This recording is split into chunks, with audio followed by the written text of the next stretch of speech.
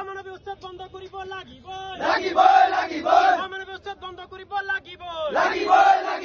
আমাৰ ন্যায়ৰ সাপেক্ষে আমি আইন আৰু যদি কিবা থাকে আমি কৰিব বাধ্য হম। আমি লাগিলে আমি হিউমেন ৰাইটছত যাম, আমি লাগিলে ৰাষ্ট্ৰপতি মেমৰেণ্ডাম দিম, লাগিলে আমি ৰাষ্ট্ৰসংঘলৈ যাম, কিন্তু আমি যাবলৈ বাধ্য হম। কাৰণ কি হৈছে, এই মানুহবিলাকক যিটো কৰিছে যে আমি যি ধাৰণা হৈছে যে এই মানুহকেইটা মানে কালিৰ পৰা কিছুমান ভিডিঅ' এনেকৈ হৈছে যে কিছুমান বৃদ্ধ মানুহখিনি আছে বৰষুণত থিয় হ'ব পৰা নাই, বাগৰি পৰি গৈছে, দুজনকে উঠাইছে, উঠাব পৰা নাই। তাৰমানে মানুহখিনি গৈছে ভোগত পৰি আছে। এই ভোগত পৰি থকা মানুহখিনিক কি হ'ব? অসম চৰকাৰ স্বাস্থ্যৰ কথা বাদি দিছো, সিহঁতক খাবও দিয়া হোৱা নাই। ঔষধ পানীটো দূৰৰ কথা, সিহঁতক খাব দিয়া হোৱা নাই, সিহঁতক পানী দিয়া নাই। সাধাৰণ জেনেৰেল মানুহ এটা ভিতৰত যাব পৰা নাই। ইয়াত অহাৰ পিছত স্থায়ী মানুহ এটা কৈছে যে মোৰ ভিতৰত মানুহ আছে, খাৱা বস্তু যাব দিয়া নাই। এইটো আছাম পুলিচৰ সন্মুখত ষ্টেটমেণ্ট দি গৈছে, আমাৰ আগত দি গ'ল। তাত কি বুজাইছে? ইয়াত সাধাৰণতে এটা কথাই স্পষ্ট যে এই মানুহখিনিক জিন্দা মাৰা প্ৰি প্লেনিং কৰিছে এইখন চৰকাৰে। তাৰ বাবে বিশেষ একো ক'ব নোৱাৰো। দাদা আমাৰ ছাত্ৰ একদম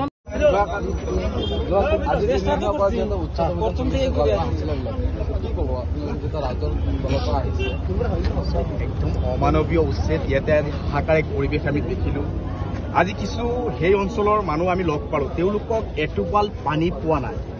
এই মানুহখিনিয়ে এটোপাল পানী পোৱা নাই, দমকল ভাঙি দিয়া হৈছে, কোনো আগতীয়া জাননী নিদিয়াকৈ উচ্ছেদ হ'ল। আচলতে চৰকাৰে যে হিটলাৰী শাসন চলাইছে তাৰ স্পষ্ট প্ৰমাণ এই হাছিলা বিলত চলি থকা উচ্ছেদে আকৌ এবাৰ প্ৰমাণ কৰিলে যে এই হিমন্ত বিশ্ব শৰ্মা চৰকাৰখন যে হিটলাৰী চৰকাৰ। আচলতে সন্দেহ হৈ আছে, আজি ৰাইজৰ দলৰ প্ৰতিনিধি দল এটা ইয়াতে আহিছো, ইয়াতে ভিতৰত কেলেই সোমাব দিয়া নাই। মোৰ তো সন্দেহ হৈছে সেই মানুহখিনি বৃদ্ধ বা কণ কণ শিশুসকল, তেওঁলোকে ভোকৰ তাৰণাত ছটপটাই এই দুজন হয়তো ঢুকাইছে নেকি, হয়তো চৰকাৰে তেওঁলোকক অত্যাচাৰ কৰি নিৰ্মমভাৱে হত্যা কৰিছে। এই বিজেপি চৰকাৰে হাছিলা বিলত উচ্ছেদ কৰাৰ নামত আমাৰ এই সংখ্যালঘু মানুহখিনিক হত্যা কৰিছে। স্পষ্ট অভিযোগ কৰিছো বিজেপি চৰকাৰৰ বিৰুদ্ধে। গতিকে এই হত্যাকাণ্ড বন্ধ কৰিব লাগে। আজি চৰকাৰে সংৰক্ষিত এলেকাত তেওঁলোকে উচ্ছেদ কৰক, কিন্তু চৰকাৰে যেনেকৈ উচ্ছেদ কৰাৰ অধিকাৰ আছে, কিন্তু এই মানুহখিনিক পুনৰ সংস্থাপন দিয়াৰো কিন্তু দায়িত্ব এই চৰকাৰে। কিন্তু পুনৰ সংস্থাপনৰ ব্যৱস্থা নকৰাকৈ তেওঁলোকে উচ্ছেদ কৰিলে। আজি সুপ্ৰিম কোৰ্টৰ ন্যায়ালয়ৰ নিৰ্দেশনাক তেওঁলোকে ভাইলেট কৰিছে এই চৰকাৰে। গতিকে মই হিমন্ত বিশ্ব শৰ্মাক ৰাষ্ট্ৰীয় চৰকাৰে বা প্ৰধানমন্ত্ৰী ডাঙৰীয়াক মই আহ্বান জনাম, আপোনালোকে এই হিমন্ত বিশ্ব শৰ্মা নামৰ বস্তুটোক গ্ৰেপ্তাৰ কৰি জেল হাজতলৈ প্ৰেৰণ কৰক। আমি ৰাইজৰ দলে এই উচ্ছেদিত পৰিয়ালৰ যেতিয়ালৈকে পুনৰ সংস্থাপন নহয় তেতিয়ালৈকে আমি যুদ্ধ চলাই যাম। ইতিমধ্যে আমাৰ গোৱালপাৰাত সৰ্বদলীয় বৈঠক হৈছে, তাত আমাৰ সিদ্ধান্ত হৈছে কেইবাটাও। সেয়া পৰৱৰ্তী সময়ত আপোনালোকে গম পাব। এই যুদ্ধ আমি অনাগত ভৱিষ্যতলৈকে যেতিয়ালৈকে পুনৰ সংস্থাপন নহয়, এই মানুহখিনিক যেতিয়ালৈকে পুনৰ সংস্থাপন আমি দিব নোৱাৰো তেতিয়ালৈকে আমি আমাৰ যুদ্ধ চলাই যাম। অমানৱীয় উচ্ছেদ ইয়াতে হাহাকাৰ এক পৰিৱেশ আমি দেখিলো।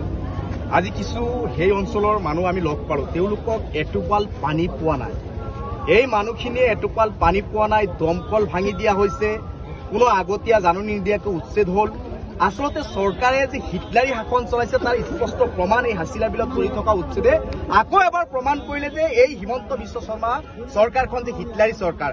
আচলতে সন্দেহ হৈ আছে, আজি ৰাইজৰ দলৰ প্ৰতিনিধি দল এটা ইয়াতে আহিছো, ইয়াতে ভিতৰত কেলেই সোমাব দিয়া নাই। মোৰ তো সন্দেহ হৈছে সেই মানুহখিনি বৃদ্ধ বা কণ কণ শিশুসকল, তেওঁলোকে ভোকৰ তাৰণাত ছটপটাই এই দুজন হয়তো ঢুকাইছে নেকি, হয়তো চৰকাৰে তেওঁলোকক অত্যাচাৰ কৰি নিৰ্মমভাৱে হত্যা কৰিছে। এই বিজেপি চৰকাৰে হাছিলা বিলত উচ্ছেদ কৰাৰ নামত আমাৰ এই সংখ্যালঘু মানুহখিনিক হত্যা কৰিছে। স্পষ্ট অভিযোগ কৰিছো বিজেপি চৰকাৰৰ বিৰুদ্ধে। গতিকে এই হত্যাকাণ্ড বন্ধ কৰিব লাগে। আজি চৰকাৰে সংৰক্ষিত এলেকাত তেওঁলোকে উচ্ছেদ কৰক, কিন্তু চৰকাৰে যেনেকৈ উচ্ছেদ কৰাৰ অধিকাৰ আছে, কিন্তু এই মানুহখিনিক পুনৰ সংস্থাপন দিয়াৰো কিন্তু দায়িত্ব এই চৰকাৰে। কিন্তু পুনৰ সংস্থাপনৰ ব্যৱস্থা নকৰাকৈ তেওঁলোকে উচ্ছেদ কৰিলে। আজি সুপ্ৰিম কোৰ্টৰ ন্যায়ালয়ৰ নিৰ্দেশনাক তেওঁলোকে ভাইলেট কৰিছে এই চৰকাৰে। গতিকে মই হিমন্ত বিশ্ব শৰ্মাক ৰাষ্ট্ৰীয় চৰকাৰে বা প্ৰধানমন্ত্ৰী ডাঙৰীয়াক মই আহ্বান জনাম, আপোনালোকে এই হিমন্ত বিশ্ব শৰ্মা নামৰ বস্তুটোক গ্ৰেপ্তাৰ কৰি জেল হাজতলৈ প্ৰেৰণ কৰক। আমি ৰাইজৰ দলে এই উচ্ছেদিত পৰিয়ালৰ যেতিয়ালৈকে পুনৰ সংস্থাপন নহয় তেতিয়ালৈকে আমি যুদ্ধ চলাই যাম। ইতিমধ্যে আমাৰ গোৱালপাৰাত সৰ্বদলীয় বৈঠক হৈছে, তাত আমাৰ সিদ্ধান্ত হৈছে কেইবাটাও। সেয়া পৰৱৰ্তী সময়ত আপোনালোকে গম পাব। এই যুদ্ধ আমি অনাগত ভৱিষ্যতলৈকে যেতিয়ালৈকে পুনৰ সংস্থাপন নহয়, এই মানুহখিনিক যেতিয়ালৈকে পুনৰ সংস্থাপন আমি দিব নোৱাৰো তেতিয়ালৈকে আমি আমাৰ যুদ্ধ চলাই যাম।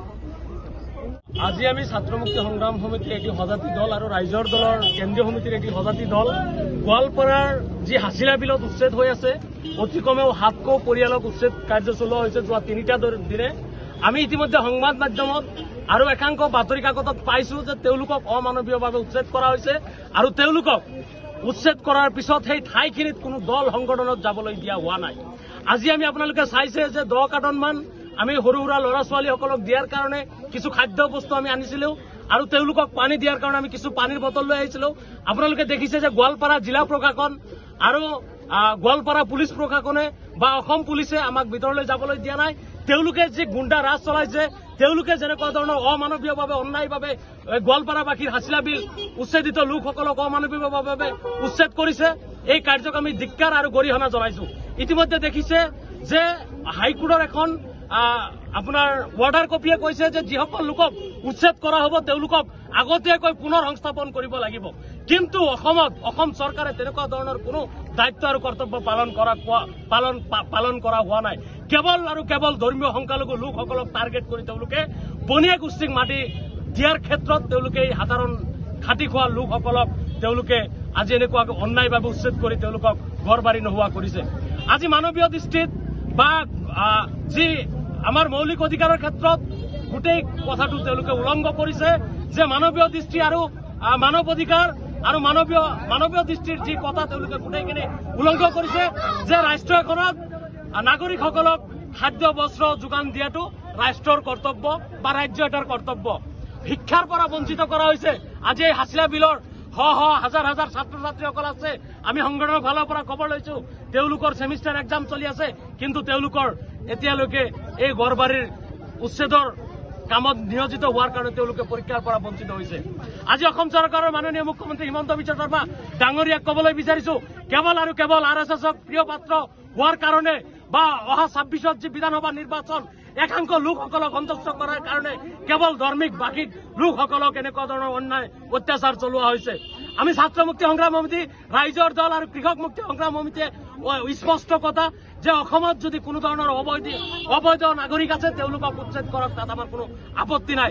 আজি এই লোকসকলৰ লেগেচি চেক কৰাৰ প্ৰয়োজন আছিলে যে তেওঁলোকে নাগৰিক কৰ পৰা আহিছে, গৰাখহনীয়াৰ কবলত পৰা আহিছে নে কৰ পৰা ইয়াতে জন্ম বাসস্থান কৰ পৰা উৎপত্তিটো কি, এই বস্তুটি প্ৰশাসনে চাব লাগিছিলে। আজি হাছিলা বিলত থকা মানুহৰ আমি শুনিছো অতি কমেও 80 বছৰ ধৰি এই অঞ্চলখনত বসবাস কৰি আছে, কিছুমানৰ যুগ যুগ ধৰি ইয়াত জন্ম ইয়াত মৃত্যু, তাৰ পিছতো কেৱল ধৰ্ম নামত তেওঁলোকক হাৰাশাস্তি কৰা হৈছে। গতিকে আমি চৰকাৰলৈ দাবী জনাইছো অতি শীঘ্ৰে এনেকুৱা ধৰণৰ কাৰ্য তেওঁলোকে পৰিহাৰ কৰক আৰু আমি দাবী জনাইছো এই লোকসকলক পুনৰ সংস্থাপন কৰক। কাৰণ ইতিমধ্যে আপোনালোকে কেইবাটা উদাহৰণ দেখিছে, দলগাঁৱত কৈছিলে যে একাংশ বাংলাদেশী লোকসকল উচ্ছেদ কৰিছো, কিন্তু তাৰ পিছত আপোনালোকে দেখিছে যে মানুহখিনি হাইকোৰ্ট যেতিয়া দ্বাৰস্থ হৈছিলে তেতিয়া কিন্তু সেই লোকসকল অতি কমেও 1.5 বিঘাকৈ মাটি চৰকাৰে দিবলৈ বাধ্য হৈছে। গতিকে কেৱল আৰু কেৱল ধৰ্মীয় লোকসকলক টাৰ্গেট কৰি হিমন্ত বিশ্ব শৰ্মা চৰকাৰে যেনেকুৱা ধৰণৰ কাৰ্য চলাই আছে এই কথাটো আমি নিন্দা জনাইছো। লগতে আমি ৰাষ্ট্ৰসংঘ আৰু ভাৰতবৰ্ষৰ ৰাষ্ট্ৰপতিলৈ আমি মেমৰেণ্ডাম প্ৰদান কৰিম যে অসমৰ সাধাৰণ লোকসকলক কেনেকুৱা ধৰণৰ নিৰীহ আৰু অত্যাচাৰ চলি আছে এই গোটেই ঘটনাটো আমি তেওঁলোকক স্মাৰক পত্ৰ যোগে জনাম।